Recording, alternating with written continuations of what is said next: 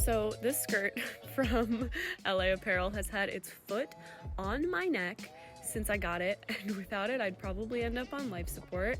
It's a bit pricey because as someone with a more mid-sized body type, I struggle with getting a good fit out of the vintage athletic tennis skirts from the thrift, but this one is a really thick and sturdy material, and the neutral color means I basically live in it.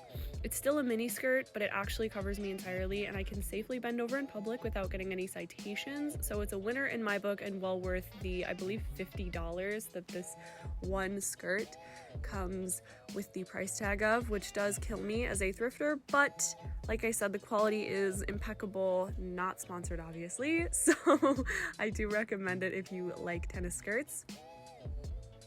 I have owned this blue and white pinstripe button up for years now, and it is the softest, most wonderful men's dress shirts that I picked up for probably like $1 or $2 on vacation one year at a Goodwill, because instead of buying chuggy little souvenirs at a designated shop, I make it a point to thrift any and everywhere I visit instead, because my emotional attachment to clothes is far greater than that to trinkets. And I know it's a bit oversized, though that is how I like to wear them, and I've styled it here unbuttoned just enough to frame the gold necklaces I've stacked and rolled the sleeves up for a more casual vibe. The jewelry is my usual. The layered stacked necklace was from a set I snagged at a Marshall's a year ago, and I do not remember what brand it is from. I am so sorry. And the fun hammered metal looking one is from an antique store that I worked at as a teenager. That reminded me of something that Mr. Kate came out with around that same time when she had her jewelry business. Side note, does she still make jewelry? Anyone who knows can sound off in the comments. These are the Caleb Booty by Steve Madden in this eggshell color, and I absolutely love how comfortable they are to actually walk in. And finally, the staple moment that adds a little bit of edge and texture, my long black leather trench coat.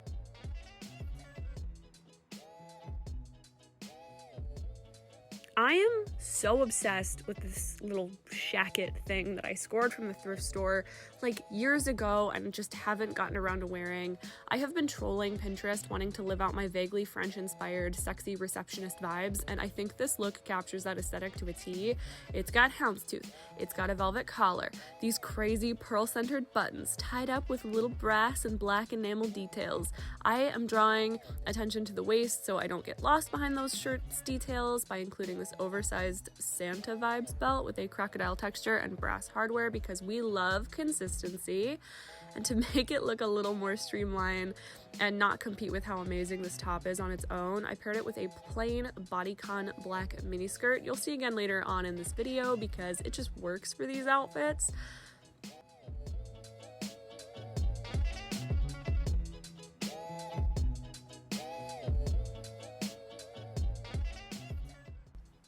This wouldn't be the French-inspired fit of my dreams without some kind of designer label, but understated and timeless design. So of course, I utilized my vintage Coach bag for some sophisticated and utility, since this outfit, of course, does not have any pockets, unfortunately.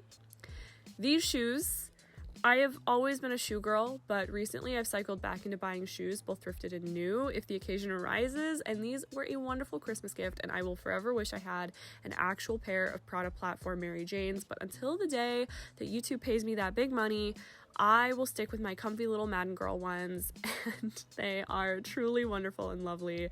They are this patent leather color. They are truly fantastic. They will get me through my urges, even though I just found out that Steve Madden released a $139 pair of actual dupes for the Prada ones, and so my heart is a little broken, but we will proceed with life and living.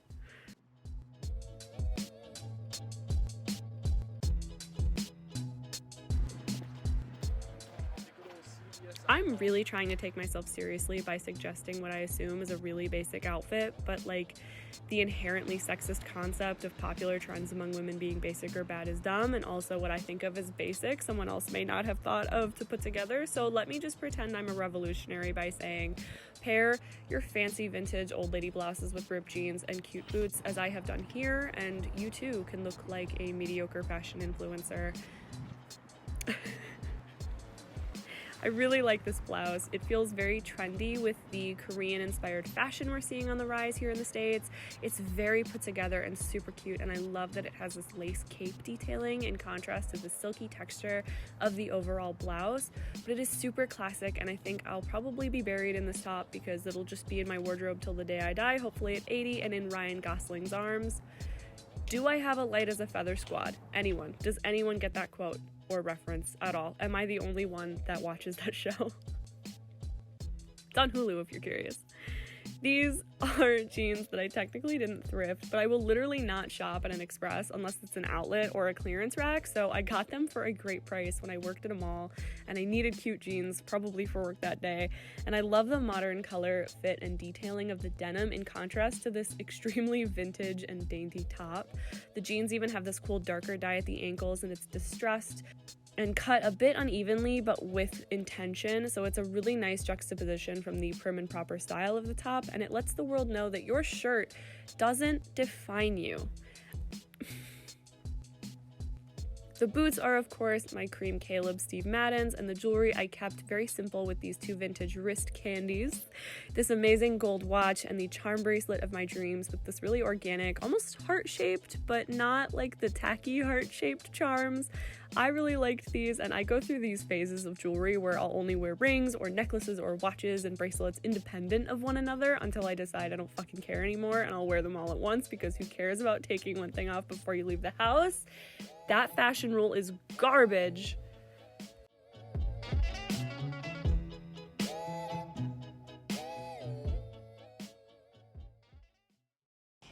Okay, I just want us all to take a moment and really, truly appreciate how long it's going to take me to get my hand into this pocket. Watch with me. Watch.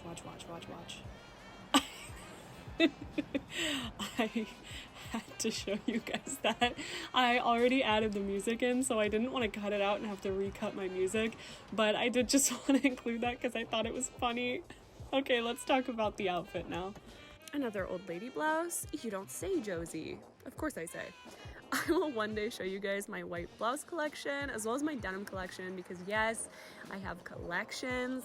These are all over my Pinterest board, and for a really good reason.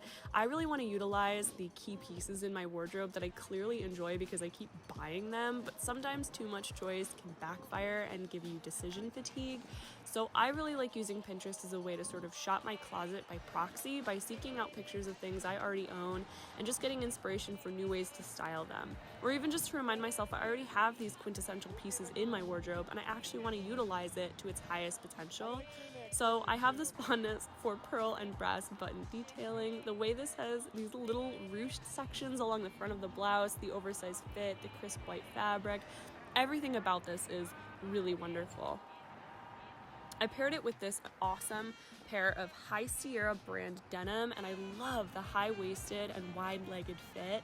I think these are really trendy, but without being too obnoxious, but I feel like that's just kind of the nature of wearing actual vintage denim, is you get that really nice sweet spot between comfort, functionality, and fashion.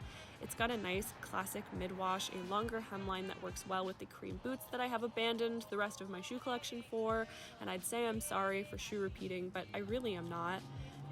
If you watched my latest DIY video linked in the cards and in the description, because I am so nice to you guys, you'll recognize this Lord & Taylor bag that I painted to look like this really chic beige designer bag that I have been plagued with seeing on Pinterest.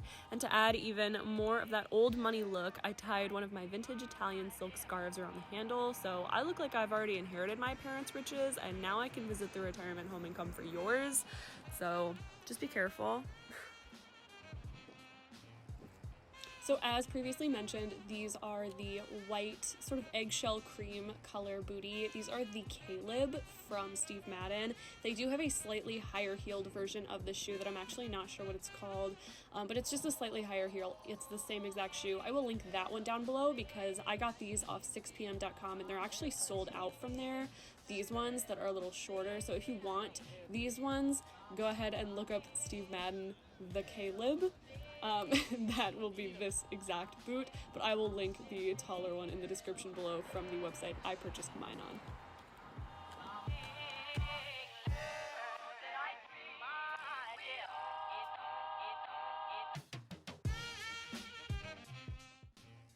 Speaking of coming after your inheritance, we're bringing the lace cape top and the black bodycon skirt back to make a whole new outfit along the same Pinterest-inspired vein. I absolutely look like a school teacher from the 18th century France, and I look ready to catch dysentery, but make it fashion, I guess.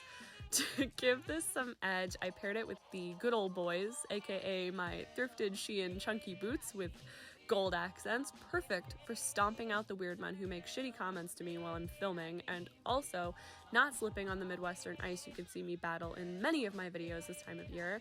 It's got a really nice thick tread that, while I'm sure these boots were originally super cheap, as is the nature of Shein, they were actually super well made and feel very safe to walk in on a snowy and icy day while retaining a lot of style.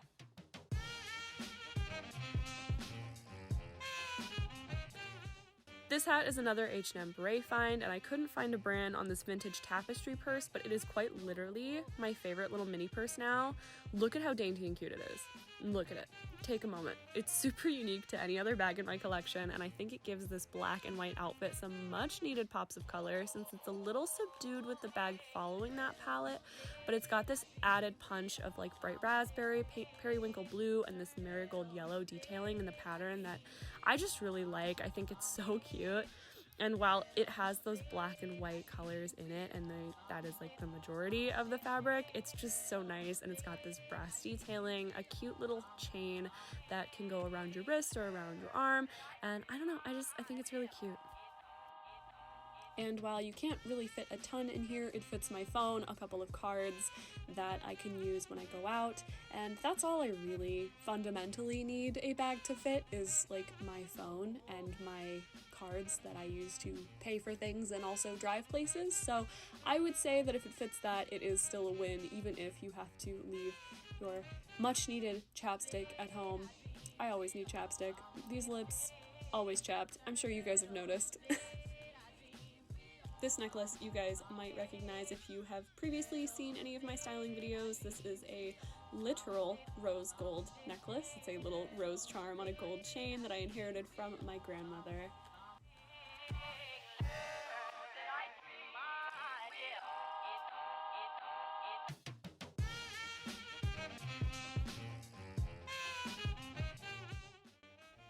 And that's it. That's the end of the video. I will go ahead and let you guys go, get back to your days and your lives.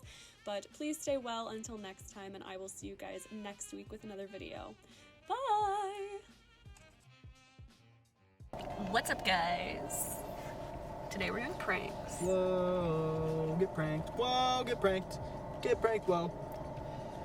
My tummy's got the rumblies. Yes, does it?